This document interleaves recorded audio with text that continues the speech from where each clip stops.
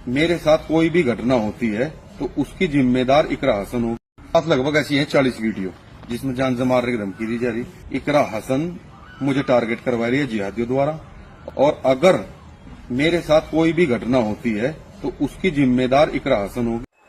चिकनी चमेली, तू है क्या चीज, बोलता क्या है, तेरा अंदाज क्या है।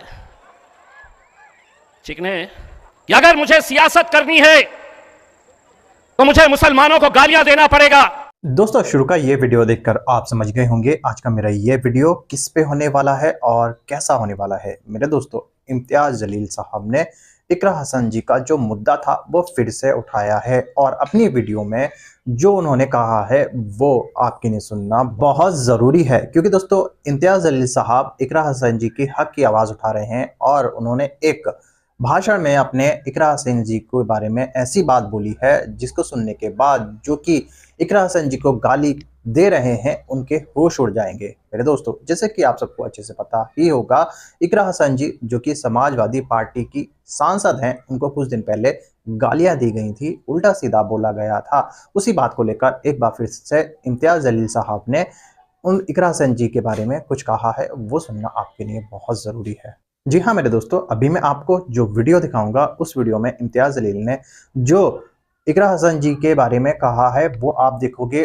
और आपको मजा आ जाएगा ये वीडियो देखकर, क्योंकि इस वीडियो को देखने के बाद आपको बेहद बड़ी जानकारी मिलने वाली है। मगर दोस्तों, ये वीडियो दिखाने से पहले मेरी आपसे गुजारिश है, आज का मेरा ये वीडियो पूरा एंड तक जरूर देखना, और अगर आप मेरे चैनल पर नहीं आए हो चैनल को जरूर सब्सक्राइब करना, साथ में इस वीडियो को ज्यादा लोगों में शेयर जरूर करना। चलिए दोस्तों, पहले आप ये वीडियो देख लीजिए, फिर आकर मैं आपसे बात करता हूँ।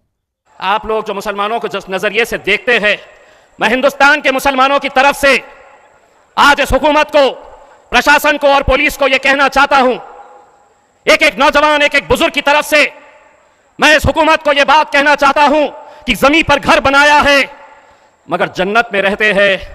हमारी खुशनसीबी है कि हम भारत देश में रहते हैं।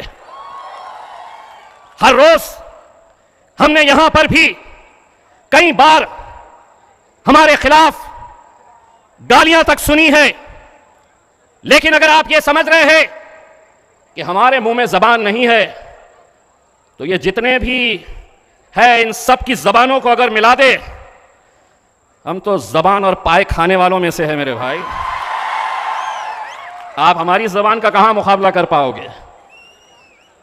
हम नहीं कहेंगे। आज जो कोई उठता है, जो कोई खड़े रहता है, बस एक ही, जैसा हमारे मेंबर साहब ने बताया, एक नया फैशन आ गया है कि अगर मुझे सियासत करनी है तो मुझे मुसलमानों को गालियां देना पड़ेगा। नौजवानों, एक बात अच्छी तरह से समझ लो, लेकिन एक बात यह भी समझ लीजिएगा, अगर अहमदनगर की सरजमीन के किसी भी स्टेज के ऊपर से अगर मुसलमानों को गालियां दी गई तो हमारी जबान कैसी है हम आने वाले जलसे के अंदर हम दिखाएंगे।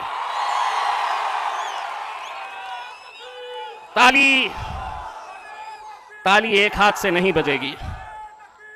कानून और नियम सिर्फ मजलिस के लिए रह नहीं सकते हैं। इस मुल्क के अंदर अगर कानून है तो सबके लिए है। और हां, आप लोग जो मुसलमानों को जिस नजरिए से देखते हैं, मैं हिंदुस्तान के मुसलमानों की तरफ से आज इस हुकूमत को, प्रशासन को और पुलिस को यह कहना चाहता हूं, एक एक नौजवान, एक एक बुजुर्ग की तरफ से मैं इस हुकूमत को यह बात कहना चाहता हूं कि जमीन पर घर बनाया है मगर जन्नत में रहते हैं। हमारी खुशनसीबी है कि हम भारत देश में रहते हैं। हर रोज हमने यहां पर भी कई बार हमारे खिलाफ गालियां तक सुनी है, लेकिन अगर आप यह समझ रहे हैं कि हमारे मुंह में जबान नहीं है तो ये जितने भी है इन सब की जबानों को अगर मिला दे, हम तो जबान और पाए खाने वालों में से है मेरे भाई। आप हमारी जबान का कहां मुकाबला कर पाओगे। हम नहीं कहेंगे। आज जो कोई उठता है, जो कोई खड़े रहता है, बस एक ही, जैसा हमारे मेंबर साहब ने बताया, एक नया फैशन आ गया है कि अगर मुझे सियासत करनी है तो मुझे मुसलमानों को गालियां देना पड़ेगा। नौजवानों, एक बात अच्छी तरह से समझ लो, आज मुल्क के अंदर या आपके अहमदनगर में, कल मीरज के अंदर, सांगली में, मीरज में ऐसी ही घटना हुई।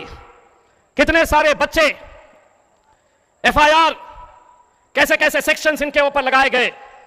हमने कभी किसी मजहब का, किसी धर्म का हमने विरोध नहीं किया। अगर मैं ये, लेकिन हम ये भी ना कहे तो कैसे होगा। बहुत सारे लोगों ने आपको बताया है कि राज्य के अंदर कैसे कैसे लोग खड़े हो गए हैं अपनी एक नई इमेज तैयार करने के लिए। पहले हर रोज एक छोटा सा चिंटू, छोटा सा, वो बोलता था, अब आपके शहर में एक चिकनी चमेली आई हुई है। चिकनी चमेली, तू है क्या चीज, बोलता क्या है, तेरा अंदाज क्या है। चिकने, ऐसा नहीं है कि तू बोलता है तो हम उसकी दखल लेते हैं। दरअसल क्या है कि अहमदनगर की सड़क के ऊपर से अगर आप गुजरते हैं तो आजकल मेनका गांधी की वजह से कुत्तों को पकड़ा नहीं जाता है, रास्ते पे ही छोड़ा जाता है। तो कभी कोई गाड़ी पे जा रहे हैं, आप मोटरसाइकिल पे बैठ के जा रहे हैं, कोई गाड़ी में आप सफर कर रहे हैं, तो अक्सर आपके साथ भी हुआ होगा, पीछे भागते हुए कुत्ते आते हैं, भौंकते हैं। आप क्या करते हैं, आप अपना सफर जारी रखते हैं। वो पुलिस वाले साहब मेरा रिकॉर्डिंग कर रहे, मैंने नाम लिया ही नहीं किसी का मेरे भाई, लेकिन जिसको समझना था कि गाड़ी पे सफर कौन कर रहा है और पीछे कौन सा कुत्ता दौड़ रहा है, यह अहमदनगर की आवाम अच्छी तरह से जानती है। और मुझे मालूम है तुम क्या समझ रहे हो कि ये जलसा सिर्फ तुम ही लोग देख रहे हैं।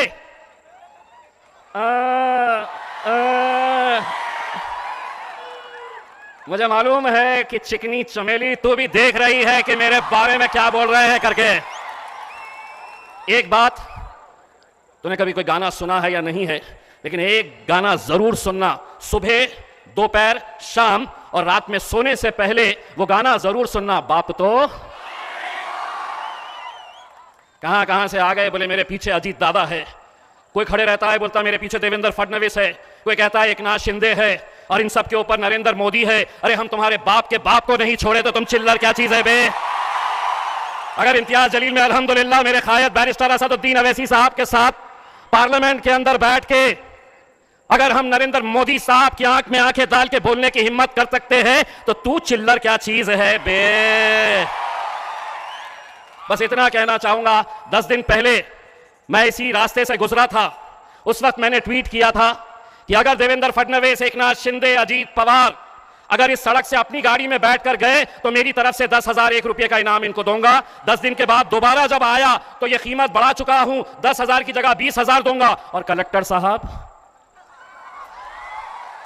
मुझे यह बताइए, ये आपकी सड़क जो है आपके जिले की, इसका डामर और सीमेंट कौन खा रहा है? जरा निकलिए एसी कैबिन में से बाहर और सफर करिए इस रास्ते के ऊपर, पता चलेगा वही खा रहा है जो बहुत फड़फड़ा रहा है। क्योंकि अगर अनाज खाते तो सीधा रहते, अब गू खाने की आदत हो गई है तो फड़फड़ाओ जितना फड़फड़ा सकते हो उसमें।